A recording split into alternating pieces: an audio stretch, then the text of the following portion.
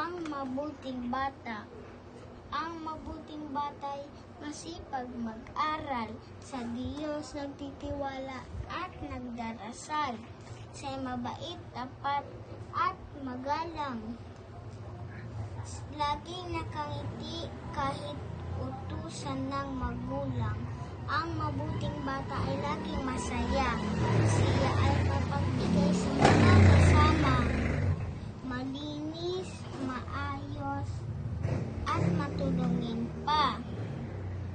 Matatag. Siya ay malusog, malakas, at masigla.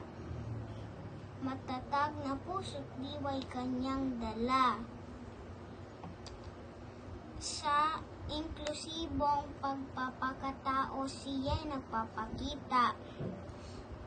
Determinadong bayanihan kanyang ginagawa. Positibong kinabukasan kanyang inaasam.